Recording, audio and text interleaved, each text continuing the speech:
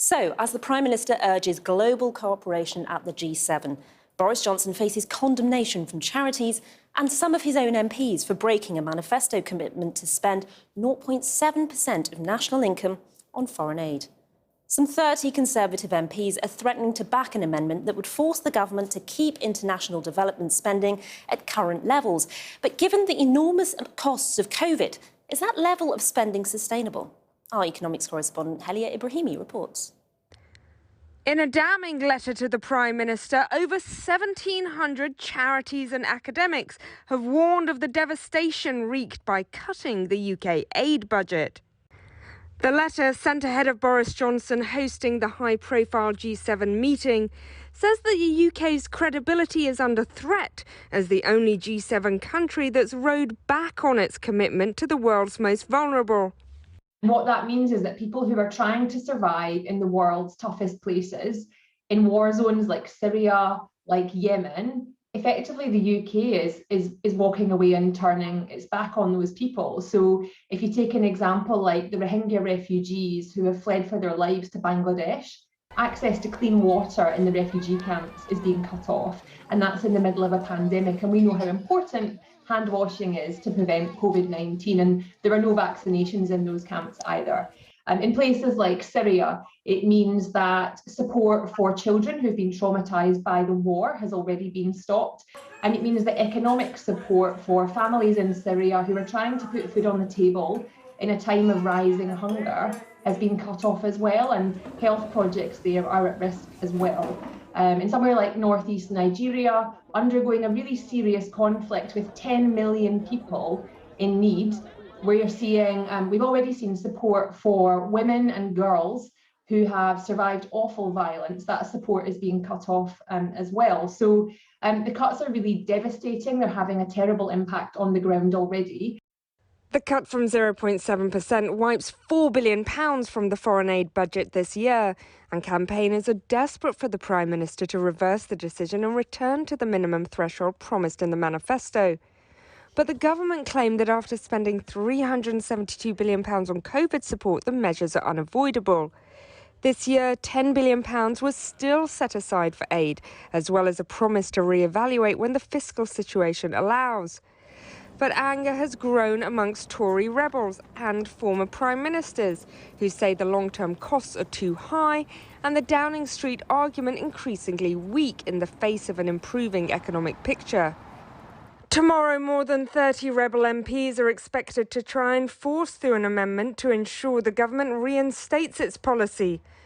Domestic politics that may look at odds with the ambitious goals on global cooperation the Prime Minister has in mind for his G7 meeting in Cornwall next weekend. Helia Ebrahimi reporting. Well, the former International Development Secretary Andrew Mitchell is behind tomorrow's Commons amendment, which seeks to force the government to make up any deficit in foreign aid spending below the 0.7% target. And he joins me now. Andrew Mitchell, thanks for coming onto the programme. Why is this 0.7 target so important to you?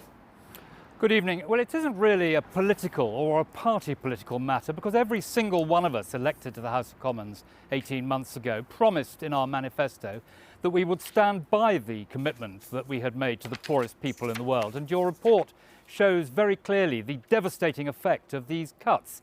And after all, we're talking here about 1% of the money we quite rightly spent last year on tackling COVID. So it's almost a sort of rounding error in the Treasury's books.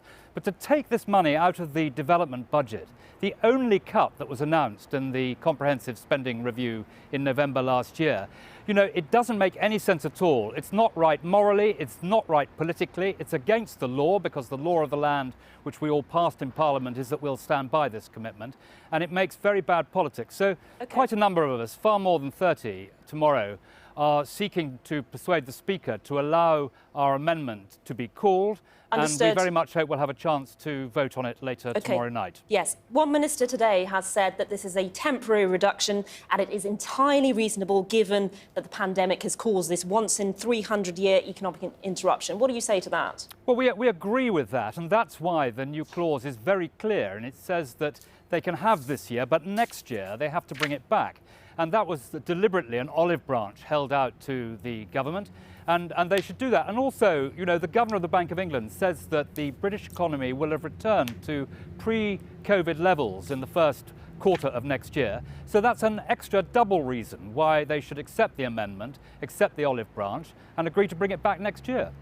Your colleague, Esther McVey, another Conservative MP, has said today that charity begins at home, that we should be focused on uplifting those who are poor in this country. And she says that you and other Conservative MPs are betraying so-called red wall Conservative voters. We're certainly not betraying red wall voters. We have welcomed them into the Conservative Party, and we're intent on showing why they were right to give us their trust. And also, many people in red wall seats are the first to organise pub quizzes and car boot sales when these terrible famines take place and droughts and other disasters, and we go to their rescue. But, you know, it is true that charity begins at home, but it doesn't end there. You were once a big supporter of Boris Johnson. Do you now recognise this Conservative Party that you're having to rebel against? I'm Boris Johnson's most long-standing supporter because I put him on the Conservative Party candidates list in 1993. So, and I remain a very strong supporter of the Prime Minister. But on this issue, I think the government has simply got it wrong, and they should listen to Parliament. They haven't even allowed Parliament to have a vote on it. We've had to find a device to achieve this tomorrow, if the Speaker agrees. And I think they should listen to Parliament, and they should bring it back, accept the olive leaf we've offered, and bring it back next year. And then he can go into the conference in Cornwall this week, holding his head high, leading from the front, and not being the only country that is reducing development spending. Every other country in the G7 is either maintaining it or increasing it. The French have embraced 0.7, the Germans are spending more than 0.7, and the Americans are trying to get a budget of $14 billion for aid and development through their Congress. Thank you, Andrew Mitchell. We have to leave it there. We'll be watching in Parliament tomorrow. Thank you.